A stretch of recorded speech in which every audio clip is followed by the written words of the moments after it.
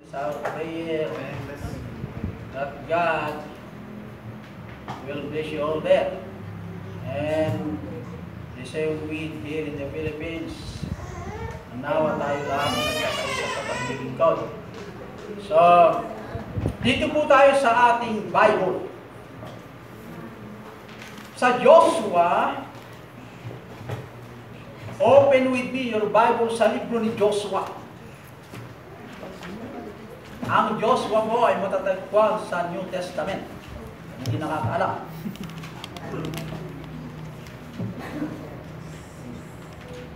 Joshua, Deuteronomy, Joshua. Yeah.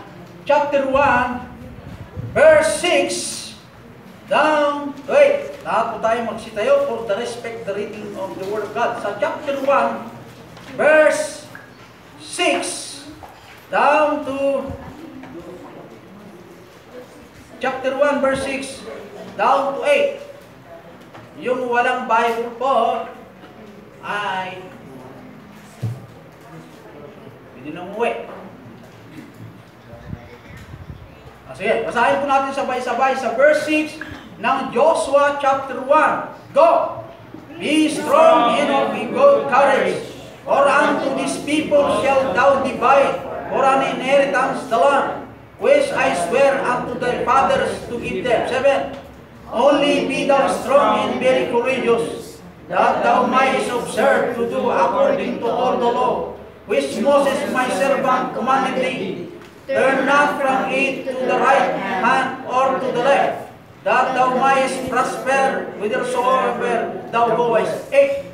This book of the law shall not depart out of thy mouth, but thou shalt meditate therein day and night, and thou mayest observe to do according to all that is written therein. For then thou shalt make thy way prosperous, and then thou shalt have good success. O God Almighty, salamat Panginoon sa iyong mga salita na aming nabasa. Dalangin ko namin, Ama, na kumilos ka sa bawat isa na sa umagitan ng iyong salita ay magkaroon kami ng katatagan ng pananampalataya, na manatiling kami po'y mahilig sa larang ng paglilingkod sa lahat ng panahon sa buhay na pinahiram po sa amin. Dalain ko, O Diyos, na patawarin niyo kami, Ama, sa aming mga nagawang kasalanan, na lagi mo kami linisin sa dugo ni Kristo, upang kami po, O Diyos, magpapatuloy maglingkod sa inyo, na ikaw makita sa mga aming mga kapitbahay, kung saan man kami ang aming testimony ay magsasyan o mag-ilaw sa aming kapaligiran. Dalain ko, bless mo ang bawat sa at ang parating safety mo sila, Ama. Dalain ko rin, O Diyos, ang baptism maya, ikaw ay kumilos para maunawaan nila ang kalugan ng baptism. Dalain ko rin ang presensya mo, O Diyos, ay kumilos at gabos niyang kaawa. Help the servant, Father. In His rise, I pray. Amen. Lahat po magsiyo po. Huwag mo na i-share yan kasi nandito po tayo sa review. Daily walk with God. Ilocano, tikan kanayon ng panakipagna iti Diyos. Daily, inaldaw-aldaw ang panakipagna iti Diyos. Okay? Tandaan ninyo, Christians, tandaan ninyo, we should maintain a personal relationship. Hindi relasyon tayo iti Diyos, tatandaan natin. Kasi mahalaga po ang personal relationship. Pangalawa, personal relationship should be maintained by communication. Di relasyon nyo ti Diyos, ni relasyon tayo ti Diyos, dapat ma-maintain sa magitan ng communication. Niya ti communication na yan. Di pa nakilangit, pa nakikontak, niya pa nakitungtong. Kaya, tandaan natin, in order for us to have a daily walk with God, Christians should have to maintain personal relationship with the Lord. Personal relationship should maintain by communication. Dalawa po, tatandaan natin yung communication, personal relationship. Kaya unang puntos. The vital requirement of good daily walk with God is to grow into spiritual maturity. Okay. Dagiti requirement, anya gamin di sumaganat, nga nasya at pa nakipagna iti Diyos, tapno tumangken kayo iti na spiritual nga panagna. Tumangken. No kumay iti adult physical, In order ti adult magmadya kalsada, amuna ti kaliwa ti kanan, masapol na natangkunan nga adult, kaslang madata, tawid ti 16, bisyo natangkunan data, hana mabalik nga tawid ti 5, magmadya kalsada di jay tawid ti 5, o na, baka masagasaan. Ngayon na timbanggan iti physical, 18 years old, 21 years old, amuna mo ito ti pagnaan ti kalsadan, amuna ti para, amuna mo ti aglisi, ngayon yubing ngay. No, bing ka ti pagmati, saan ka mabaling nga magnang may maysa? Ha? Kailangan datigay. Iso nga iti requirement iti niya. Iti napinta sa panagibag na iti Diyos. Ha? Iso iti itatangken. Bueno, iti panaglakay iti pagmati. Importante iti panaglakay iti pagmati, spiritual maturity. Tanong nung tanda ka ni nanang mo, kit sikakit spiritual maturity ka, matuto ka mag-thank you. Bakit? Spiritual maturity. Ha? Nung military PMA, uri binugkawan ti siyo commander da, ha? Thank you sir, thank you. Kasi, disiplinado, discipline na PMA yan. Oh, thank you sir. Reklamo ka? No sir. Halika dito. Yes sir. Disiplinado, naadalan da, iti prinsipyo winirong ti PMA. O di nakakaro ko datayo nga anak ni Apo Diyos, no datayo ko tumangkin ti pagmati, at da ka datayo yung Holy Spirit. Ket di jay Holy Spirit kag tatayon ka datayo, iso ti mangkibkibok, siya pang tumitira yung will of the flesh, nga hindi pwedeng umiral, kundi ang kalooban ng Espiritu Santo, na iyon po mayroon sa atin. Kaya, kailangan po tumibay sa pananampalataya mga kapatid. In order for us to have a spiritual maturity, kailangan po tayong makinig. Hindi mo pwedeng tumibay ka sa pananampalataya kung hindi ka marunong makinig. Meron ba ganyang matalino hindi marunong makinig? Si Mabini, iba naman si Mabini, siya Apolinaryo Mabini, sumusulat pero tayo nga nasa instructor. Ibig sabihin, may nagtuturo. Lahat ng mga magagaling na leader may nagturo. Nasubukan nilang umupo at nakinig. Sino alam yung matalino? Oh, sige nga. Si Nebuchadnezzar, nag-aaral yan matalino yan. Nakikinig na yan si Nebuchadnezzar. Oh, si Alexander the Great, nakinig din. Pumasok sa school. Napoleon Bonaparte, nakinig din. Sino yung si Dr. Rizal nga nakinig din. O, sino pa yung matatalim sa mundo na hindi nakinig? Dumaan sa grade 1 lahat yan. Maliban lang kay Jesus Christ, hindi nakinig si Jesus Christ kasi si Jesus Christ hindi taga-lupa. Taga-taas po yun. I am not from the world. I am from above, sabi ni Jesus Christ. So, ni Jesus Christ, saan na taga-lupa? Amin na taga-daga ang masisiri ay natuto silang makinig. No grade 1 tiyan mo, hanggang mabaling nga makipag-debate ni grade 5. Kaya yun no grade 1 tiyan mo, hanggang mabaling makipag-debate niya 0. Mga ba 0 ura niya sasaon. Yuging na 0. Hanggang mata, bing tawin ti ba, ang bulan pa lang ti 8 months. Ura yung mata, wala. Ang tala ka! Ang tala ka! Wala na, binggay. Mas dyan kahit mo sa away. So nga, takas dyan Kristiyano, tumigil ka! Bumabalik pa rin ang bibig. Kaya makinig po, ladies and gentlemen. Kaya, spiritual maturity. Young people, ako pa yung pinagpupunta ang young people ito. Di kayo kukis mo kasi ito yung kumaan. Unang lago ka. Magpakita dyan. Apay. Masabat ko yung pastor, dahil yung kukis ko kaya daman yung sukyatin na. So, di usutat ako na lang. So, makita at katao mo din kini. Ikay mo tayo, yung tayo ilit. Ibig sabihin, spiritual ang problema. Kaya, yung personal relationship sa Diyos ay napakahalaga. Kumusta ang fellowship mo sa Diyos?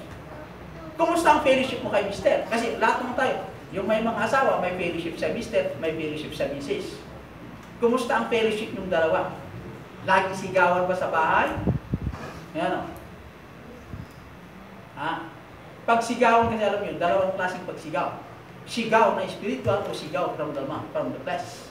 No sigaw from the flesh, Pag-aawayan niya. Nag-aaway yung dalawa. Ikaw, ganito ka, makasalanan ka rin. Ikaw, nung panahon nung tayo nagkakilala, ganito ka. Pero ngayon nagbago ka na. O yeah. That's yun. Mayabang ka na. Yung mataang ka nito. Noon, hindi ganyan. Pero from spiritual, ano ba problema mo kapsa? Sikat yung problema. Nagkaroon ka. Spiritual yan. Anong problema mo? Gusto ko lumihin ng iba. Ay, hindi pwede kasi sabi ng Bible. Ayan. Gano'n, gano'n ng spiritual. Nakaka-encourage, nakaka-enganyo. Ganyan. Ha? Yun ang gusto ng Joshua. Be courageous. Ibig sabihin, we should have the attitude to fight trials. Kasi kasama natin ang tatlo. God the Father, God the Son, and the Holy Ghost. Nasa atin. Kaya huwag tayo po magpo-problema ng malaki. Magkaroon ka ng problema ng malaki pag tumingin ka sa laman. Okay? Tandaan niya. Anong dapat natin gawin upang hindi po tayo mawala sa personal relationship sa Diyos? Mawala yung communication sa Diyos. Letter A, God talk to me by reading His Word. Ang Kristiyano dapat magbasa ng Biblia. At sa pagbabasa ng Biblia, ang Diyos nakikiusap sa atin. Pagbasahin ng banal na kasulatan, nakikiusap ang Diyos sa atin. Kasi ang laman po ng Bible ay ito po yung laman ng bibig ng Diyos. Okay? I talk to God, kakausapin mo ang Diyos, hindi sa magitan ng pagbabasa ng Biblia. Kakausapin mo ng Diyos sa magitan ng panalangin. By prayer. Kaya mahalaga, Christian, na lumago tayo spiritually. Magmamature tayo spiritual. Kaya huwag natin kakalimutan yung personal relationship natin sa Diyos. Huwag natin kakalimutan na ang personal relationship should be maintained by communication. Ano yung communication? Reading His Word. Prayer. Pangalawang puntos. Deuteronomy 6. 6, 6 to 9. Deuteronomy 6. Sa Deuteronomy 6, verse 6, down to 9. Maliwanag po ang sabi po ng Bible Lord. 6 to 9. And these words which I command thee this day shall be in thy heart. These words which I commanded thee, yung pinag-uutos ko sa inyo, kailangan hindi nandito kundi sa puso. And thou shalt teach them diligently unto thy children. Kung ano ang natutunan natin sa salita ng Diyos, isuro tayo magkadagiti anak tayo. Okay? Maliwanag. Isuro kadagiti anak. Nung ti ugaling na inaki sumasando, hamo isuro tayo na. Ti isuro, gaga po ti Biblia. Anya ti baga ti Biblia, agpakong babaka. Kaya, maliwanag po dito po sa Deuteronomy 6. 7, and thou shalt teach them diligently unto thy children, and shall talk of them when thou sittest. Makitungtong ka kadagiti anak yo, nagtugtuo ka, nadakay di balayo, no magmagnakay di dalan. Ipalpalagip mo kadagiti yung ubing, isasaw ka yung bilin po kada kayo. Ano yung tinagal na? Matanda niya. Pagtanungin yung bata, ikaw ba'y bata? Tinuturuan ka ng tatay mo? Hindi po. Malungkot pag ganyan, pagtanungin mong bata. Ito yung tinuturo sa inyo. Tinuro sa akin na si lola ko daw ay masama. Bata. Anong ginawa? Mama ko daw ay ganito. Hindi maganda yun. Kaya God's word would not depart from the mouth of God's people day and night. Pangalawang puntos. Ang mga anak ng Diyos, hindi dapat lumayo o hindi dapat aalis yung mga salita ng Diyos sa atin sa araw at gabi. Huwag natin paintulutan mawala ang salita ng Diyos sa atin sa araw at gabi. Lagi natin pag-isipan. Yung pong salita ng Diyos na ipinagbibiling sa atin, ang sabi po ng Bible, maliwanag po. And these words which I commanded thee this day shall be in thy heart. Pag nasa puso, hindi mo makakalimutan niya. No, from the mind, makakalimutan, pero ang puso, hindi mo makakalimutan dahil mahal mo ang kanyang salita. Amen. Kung ikaw nga, binata, pag mahal mo isang dalaga, buong puso hindi mo makakalimutan yung dalaga kahit saan pumunta. Pumunta sa Saudi, kahit saan. Diba? Kung may brother, ha? Kaya remember that. Ha? Sa 8, ang sayo na 8, and thou shall bind them, or sign upon thine hand. Bind them. Igalot mo kung ano mabalik.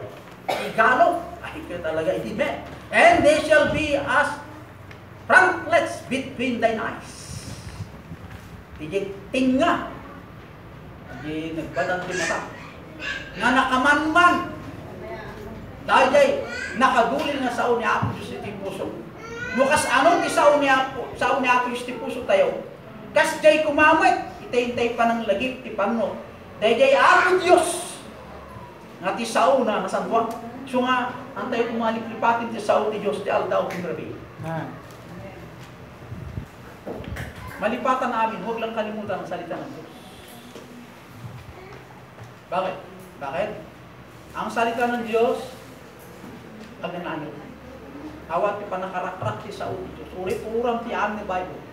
Dahil ti Biblia, replika lang dahil ito'y daga. Nakasurat ti langit ti sao ti Diyos. Ti daga marunang, ti langit marunang. Tandaan niyo mga kapsat. So nga, shall not, who would not depart from the mouth of God's people. Tadaytoy nga sao ti Diyos nga bilbilin na kada tayo. Manatili ko nga, iti puso tayo. Nga isuro tayo man, dagiti nga alagadin ti Diyos. Kadagiti anak. Tanong maawan tayo man tayo nga lalakay nung babakit. Dagiti naadal, di edad na unyo tawinan. Dagiti sugar, sarunong nga obeng. Hang kumapapukaw din yung masusuro ti Diyos. Nga dapat ay taniman ka dakwada. Tapos dahil dyan obeng, dumakal iti pamati. Ag-eskwela, amunan tugmag na. Takadwa na iti Diyos. Alam mo mo? Kasi, maawan ti tao. Agpukaw ti tao. Agimos tao taway.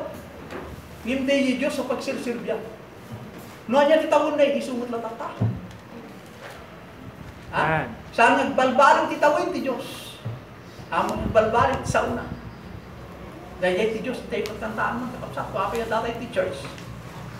Dahil po doon, hindi dahil kay Juan, kay Pedro, o sino-sino kahit sino sa atin. Dahil sa Diyos, na lumikha lang.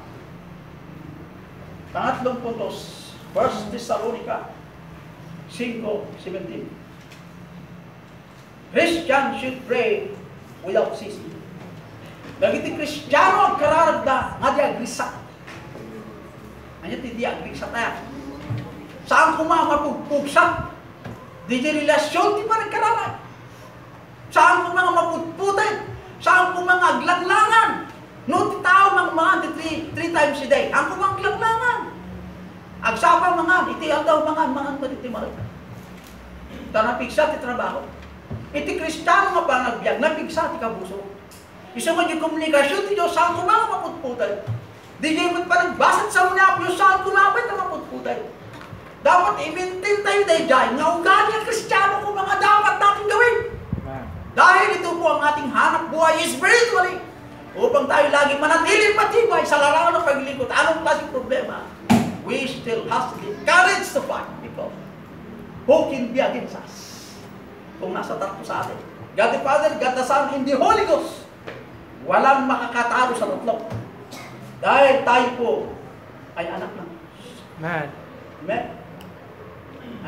Mga Kristiyano. Kaya nga, ang mga Kristiyanong takbuhin, mahinang pananampalataya. Nakapit ipang mahal. Dapat tayo tuliba. Mga young people, siguro ako pa inukta nga young people ito kayo. Nasimple ti pastor yan.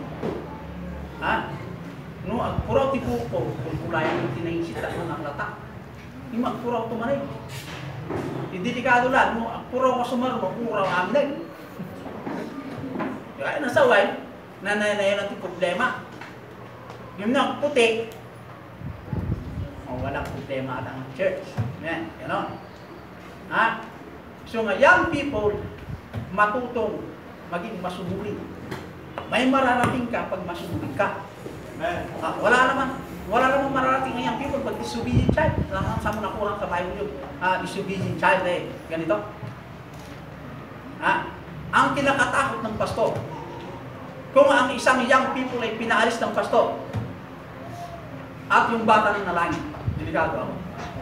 Nagsusumbong. Kaya sinusumbong itong batang ito. O, yan ako na pastor. Hindi mo pinakain ng tupa na yun, ibinigay ko sa iyo. Bakit hindi mo pakainin niyo? So nga, sa akin, pakainin ko kayo according to God's grace. At lahat na dito sa banal na salita ng Diyos para hindi ako sisihin ng Diyos. Kasi accountable tayo, isa-isa sa bawat isa. Kaya kung may problema ng bawat isa, ako nasasaktan ko na. Sana ako nagkulang, Panginoon. Kulang ka ng ito. Mananagot ako sa Diyos. Kapatid. Ay, Michael. Amen. Amen. Young people.